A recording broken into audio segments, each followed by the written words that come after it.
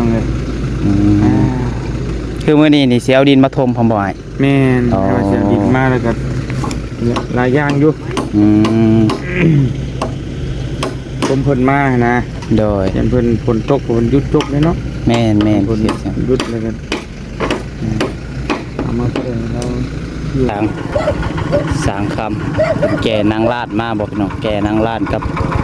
สังกะสีมาพี่น้องเลยปึ๊บ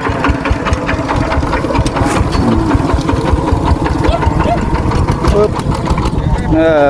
ต้มโอ้ยเนาะ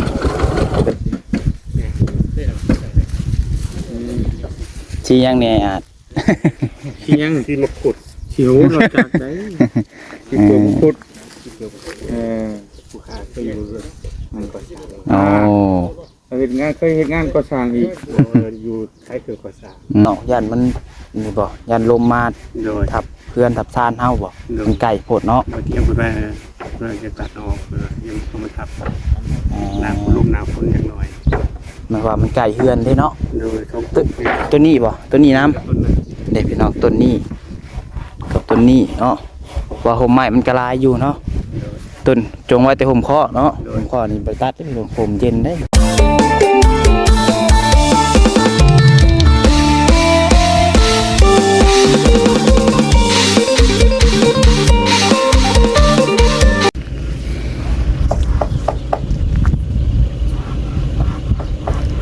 ครับทักทายสบายดีสวัสดีพ่อแม่พี่น้อง FC เบิร์ดสุขูสุคนบสุหมองสุบอนได้พี่น้องเด้อว่าสิอยู่ฝั่งลาวฝั่งไทยแล้วก็อยู่ทางต่างประเทศเนาะก็ยินดีต้อนรับเข้าสู่ช่อง YouTube น้องพัดไซชาแนลอีกแล้วเนาะมาพบมาพ่อกันกับน้องพัดไซมื้อนี้ก็ได้เดินทางมาทางบ้านทางเงินของไอ้อาจคือเก่าเพียงเนาะหลังจากที่ว่าเมื่อวานนี้เพิ่นตั้งเอาปืนเพียงเนาะเพิ่นก็เห็ดจนค่ำก็เห็นเป็นเห็ดจนค่ำเมื่อวานนี้เนาะแต่ว่าน้องพัดไซออกเมื่อก่อนวันออกเมื่อกะหาโมงปลาย6 โมงก็แหละน้องพัดไซออกเมื่อวานนี้เพียงเนาะ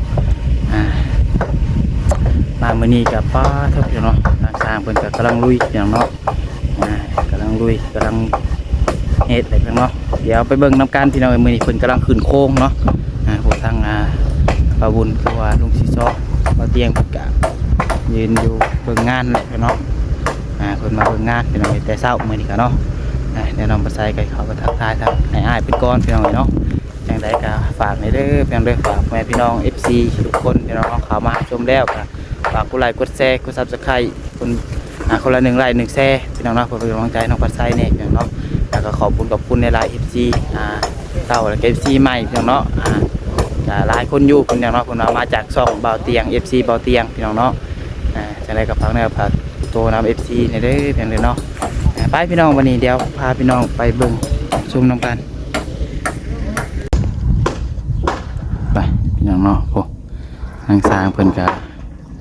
กำลังตอกลูกกลัวอยู่พี่น้องเนาะเพิ่นขึ้นโค้งสร้างเพิ่นก็หากันมา3 คนพี่น้องเลยเดี๋ยวพาไปเบิ่งน้ำกันพี่น้องเนาะสบายดีเด้อสบายดีเด้อโดยท่านางเหนือมาสุภาพเลยกำลังกีอะไรหยกขาลงไปทางใดบัดนี้อ๋อเขาของนอกของน้ำก่อนแค่นี้ของน้ำชนร่วมบัวครับเลยก็ไก่ใครอยู่เนาะไก่ซะเพื่อจะไปก็ต้องเฮียก่อนโอ้ยบัวกินนายาดีท็อปกันได้นี่พักได้นี่ไปก่อนเด้อโดยสบายดีเด้อเนาะเนาะฮ้อนแต่เช้าวันนี้กับพี่น้องเลยทางไออากันเนาะไม่เตียงสบายดีเด้อเตียงโดยสบายดีเนาะกล่องมาที่แม่นไล่ลังกันกับอ้ายมาเตียงกับมาเช้าเนี่ยโดยมาเบิ่งงานนี่เลยย่ามันโบราณเนาะเบิ่งซอยมันขาดยังจะได้เล่นไปซื้อเพิ่นมันไว้โดยคือมื้อนี้นี่สิเอาดินมาถมพร้อมบ่อ้ายแม่นเอาเสียดินมาแล้วก็หลายอย่างอยู่ผมเพิ่นมานะโดยเพิ่นฝนตกฝนหยุดตกเนาะแม่นฝนหยุดแล้วก็เอามา เราเกี่ยวไปได้นั้น ให้มันเพียงเบิดเนาะ ให้มันสูงกว่าข้างหน้าพี่น้องเลย ใช่ป่ะ อ่า ยักให้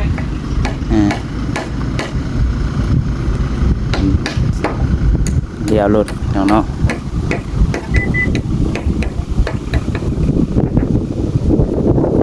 เมื่อนี้ทางไอเตียงเพิ่นก็ออกมาแต่เช้าออกมาเบิ่งงานแต่เช้าเพียงเนาะน้องบ่ใส่ก็ว่ามาแต่เช้าอยู่ได้พี่น้องแต่ว่าวันที่หนึ่งออกมาเพียงเนาะเพราะว่ากระทาเพิ่นนั่นนี่เนาะ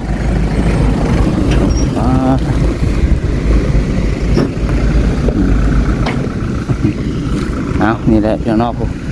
สางมันจะลุย วัดนี่พี่น้องเลย เดี๋ยว นี่นะมันแต่สั่นแล้วพอนั่นกันจับอันยังจะช่วยกัน แมน เลี้ยวไว้เนาะ โดย เลี้ยวไว้และพี่น้องเลยก็ นอนแต่เช้าแต่เที่ยว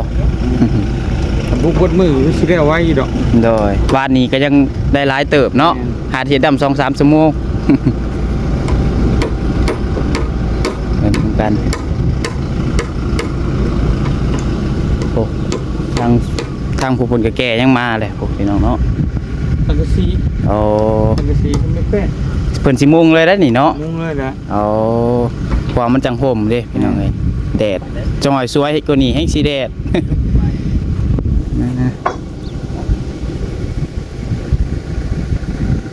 พี่น้องเนาะพี่น้องมาเบิ่งน้ำกัน ลูกกลางโอ้ เพิ่นน้ำไปขึ้นแล้วน้องเนาะโอ้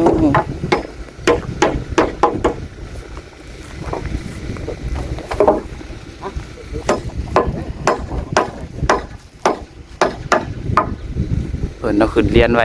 ใหม่กันเนาะเบิ่งได้รุดมาใส่หัวพอแห้ง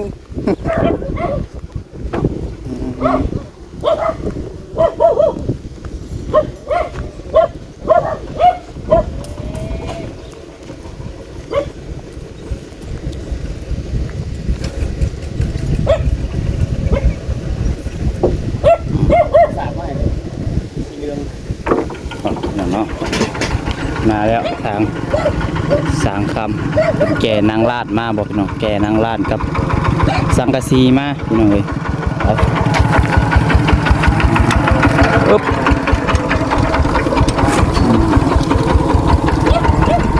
อึ๊บต้มโอ้ยเนาะเด็ดตุ้มอย่างนี้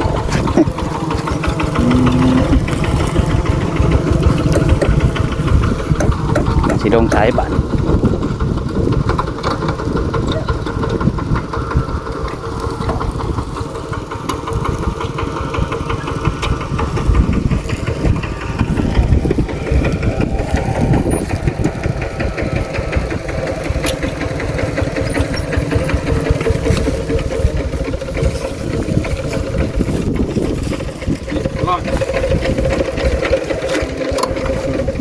งามไว้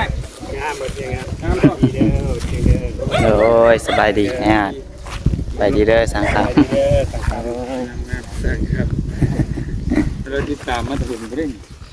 ในสีนี่ที่เขาว่าจะเอามาเห็นงามดีกว่าสิ ที่ยังเนี่ยอาจ ที่ยังที่มะขุดชิวเราจากไหนที่ตัวมะขุดผู้ขาเคยอยู่มันก็สร้าง โอ้ เคยเห็นงานก่อสร้างอีกอยู่ใครเคยก่อสร้าง ใครเคยก่อสร้างลงทุนแกนั่งห้านมาเลยพี่น้องเลยนี่เราไอ้เราแก้เลยนะทางนี้ แก่แล้วแต่พี่ซิแมนว่านี่แหละคุณตรงเลยฮะพี่ซิแมนเอามานี่แหละเนาะ บ่ถ้าว่าแก้ไปทางอื่นมันจะแก้ลงเลยเนาะโอ้ พี่ซิแมนเอามานี่แหละ แล้วนมห่อยเขารถนะครับโอ้ยเนาะ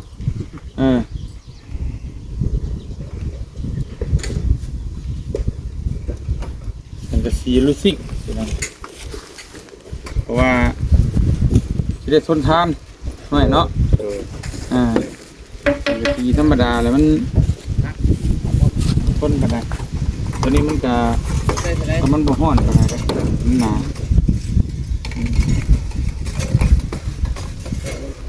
เอาแบบคักเลยโลดเนาะ เอามาเอานี่อันลงก่อนครับสักหน่อยเอาลงมันแล้วกันจังไปโตพุ่น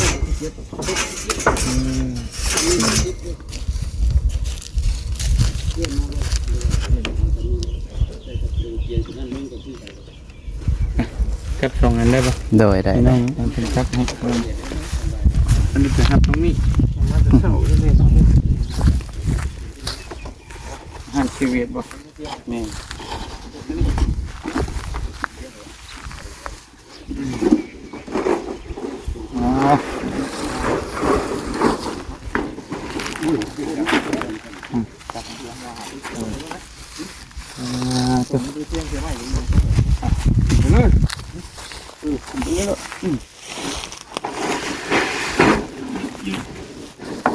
ได้ถือข้างนี้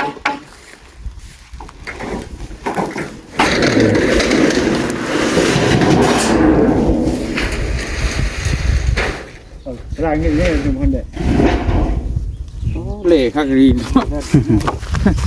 เล่คักรีพี่น้องเลยนี่โอ้คักงามที่นี่เราเตียงมัก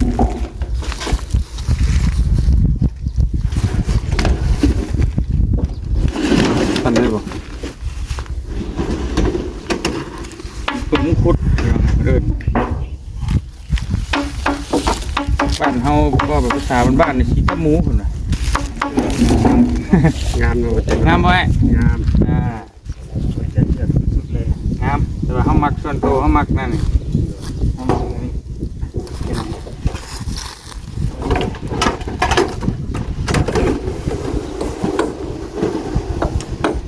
เพราะว่ากระเบื้องมันเป็นตัวเก่าพี่น้องกระเบื้องเก่า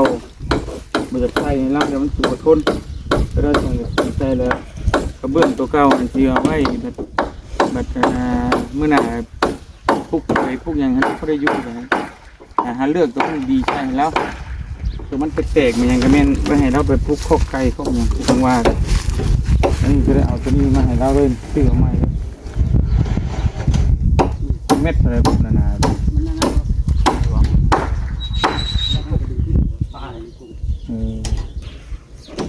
ร้อยปลายแล้วเป็นเงินบาทเนี่ยพี่น้องเป็นบ่อยขายต่อไปเม็ดละ70 ร้อยกว่าบาทแบบเม็ดหนึ่งนี่มันเซล่ามาเห็ดเป็นลมเอางามด้วยนะพี่น้องงามทั้งเพื่อนผู้ใดอุปกรณ์เห็ดเพื่อนนี่ เรื่องอะไรปฏิ อุปกรณ์เห็ดเพื่อนในเพื่อนทันสมัยเขาได้นี่มีเป็ดงามเลยที่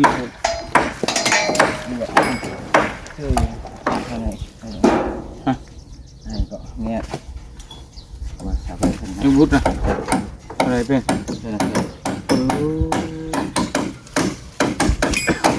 กีฬาไม่เหมือนเนาะหมกของนะ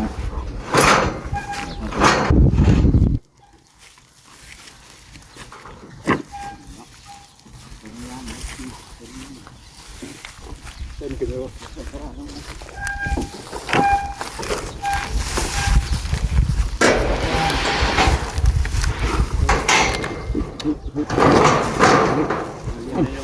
ดู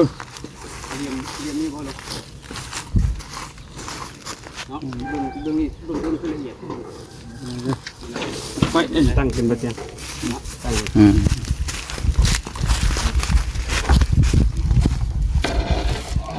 อันนี้ขึ้นได้ไหม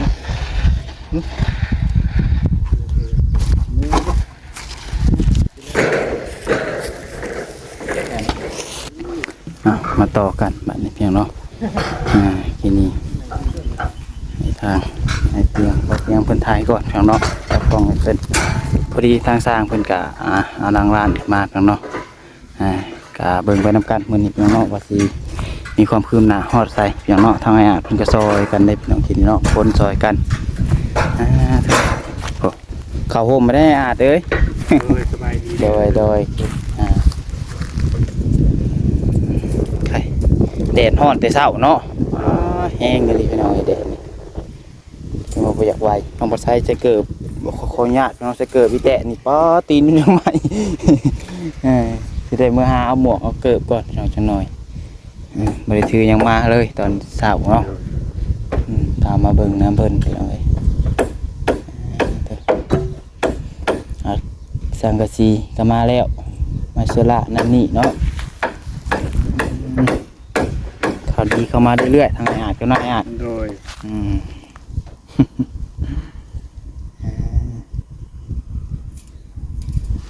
ทางสร้างคนละน้องเลย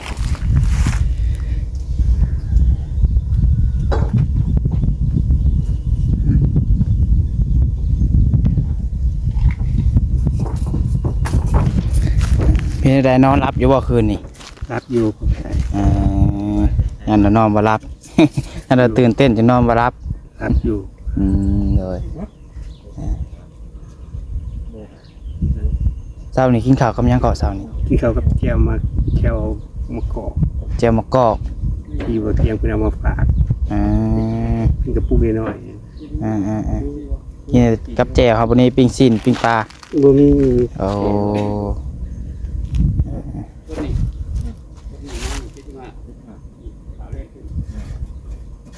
มื้อนี้ฮะก็มีแต่ข้าวสาบุญบ่มาหา สบุญแล้วก็มีบ่ไทยแล้วก็บ่เตียง อ๋อเดี๋ยว 3ทานแล้วโดย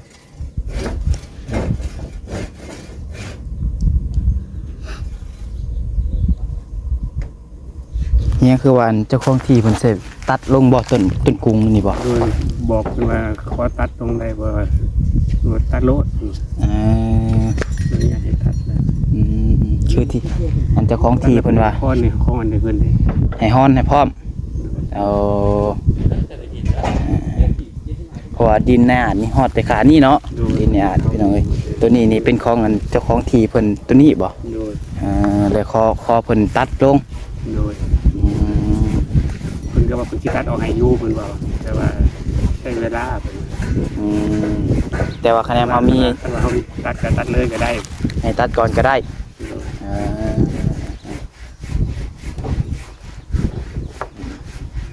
ตัดออกยันมันนี่บ่ยันลมมา โดย ทับเพื่อนทับซานเฮาบ่มันไก่โพดเนาะ บ่เที่ยงเพิ่นว่าเพิ่นจะตัดออกยังต้องมาทับน้ำลมน้ำฝนจักหน่อย หมายว่ามันไก่เฮือนเด้เนาะ โดยเขา ตัวนี้บ่ตัวนี้น้ำเด็กพี่น้องต้นนี้กับต้นนี้เนาะว่าห่มไม้มันกระลายอยู่เนาะต้นจงไว้แต่ห่มข้อเนาะห่มข้อนี่ไปตัดได้ห่มเย็นได้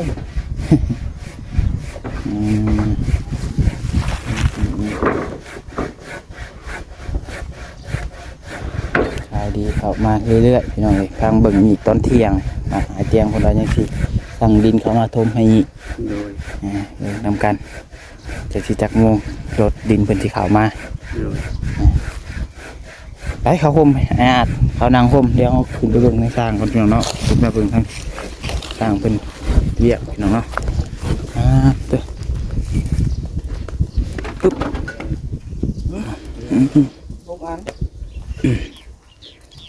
เป็นระเบิดขึ้นมาไว้เป็นเลย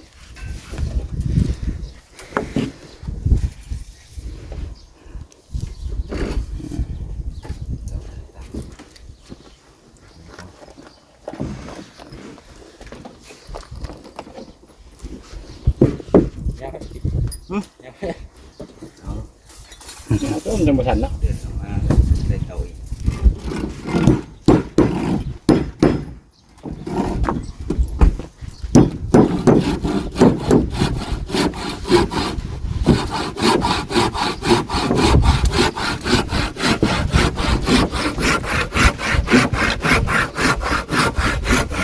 กำลังขึ้นโค้งเนาะ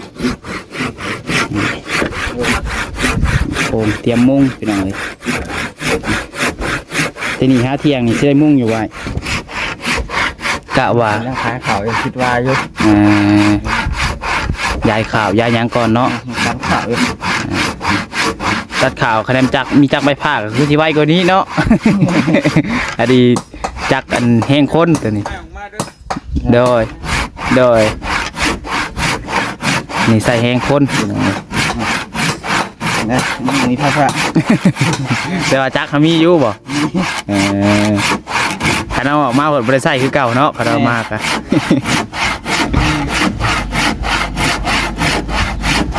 ไม่ต้องใส่มือ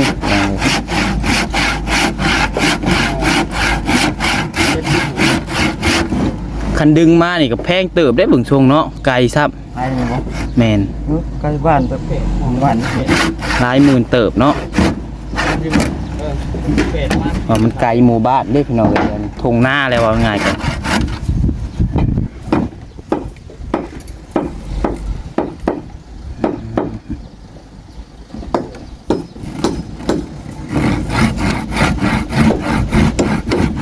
ยังอยากติงอยู่นั่นนี่พี่น้องขนาดนั้นเนาะยังบริษัทเส้นนี่ยังอยากติงยุ่ยจ่ายเส้นกับปูเพิ่มนี่ก็คือสิเน่นกว่าเนาะสิเน่นเพิ่มอยู่เพราะว่านี่มีกุ้งห่างมาดิโดยข้าวยังบริษัท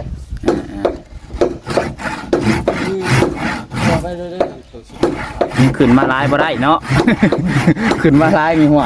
ลงก็มีได้นี่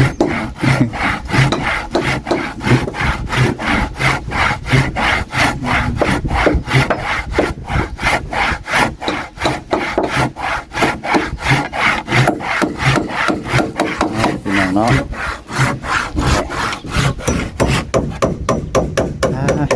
แดดพี่น้องเอาไว้เบิกลงไปดูมก่อนถาบมุ้งห่มก่อนพี่น้องน้องปัจจัยเกมบริกินหอดข้าวเช้าเลยได้นี่พี่น้องเนาะสิมาอัปเดตพี่น้องเบิ่งก่อนเลยจังสิออกไปห้านพี่น้องเนาะออกไปกินข้าวกินน้ำก่อนพี่น้องเลยเนาะทางไอเตียงเบิ่งกันยังบริกินหอดข้าวเช้าคุณน่ะสนใจไปหนองไปกินข้าวกินน้ำพี่น้องเนาะมาอัปเดตพี่น้องเบิ่งความคืบหน้ารอบเช้าพี่น้องเลยเอาพี่น้องจังได้ก็ติดตามเบิ่งชมกันนำกันเด้อพี่น้องเลยเนาะสำหรับคลิปนี้พี่น้องเอ้ยก็จะได้ขอจบคลิปไปเพียงเท่านี้พี่น้องผิดพลาดประการใดก็ต้องขอโทษขออภัยหลายพี่น้องเนาะขอบคุณแม่พี่น้อง FC ทุกคนที่เข้ามาชมเด้อพี่น้องเนาะโอ้ยฮอดบ่ไหวอีดิพี่น้องเนาะเบิ่งพวกแต่คือแตนแถมบ่ได้หมวกมาแน่พี่น้องเอ้ยเอาแต่เกิดก็ยังใส่เกิดแตะมาพี่น้องเนาะเดียวเมื่อเปลี่ยนเกิดมานักกว่าพี่น้องเอ้ยเพราะมันฮ้อนตีนใส่เกิดซบเอามันก็สิคล้ายกว่าเก่าพี่น้องเนาะโอเคเด้อพี่น้องเด้อถ้ามีผู้รักผู้ใหญ่อยากซอยเรือสมทบทุนสามบ้านทางเพื่อนให้ทางไอ้อาจเพิ่นพี่น้องก็ติดต่อหาน้องปัจจัยได้เด้อพี่น้องเด้อน้องปัจจัยก็ยินดีเป็นสะพานบุญให้คือเก่าพี่น้องเนาะแต่ก็ขอบคุณเด็กซีทุกคนที่เข้ามาชมพี่น้องเนาะฝากเป็นกำลังใจให้แน่พี่น้องเลยทางสิมาเลย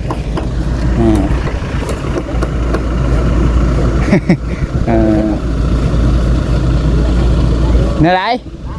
บ่ขึ้นกระยายันคุ้งแมนเห็นรถอันน้องนิ้วขึ้นว่านนี่วิโก้แล้วยังกึกรถแมน จอดให้แล้ว พอรถไอจิตเป็นตัวเตี้ยพี่น้องเนาะบ่คือรถเขาบ่เตียงได้มันตัวสูงต้นหึมรถพี่น้องเนาะเอาลาไปก่อนแล้วพี่น้องเอ้ยสุดท้ายนี่ก็ขอกล่าวคำว่าสบายดีที่พลาดประการใดก็ขอโทษขออภัยหลาย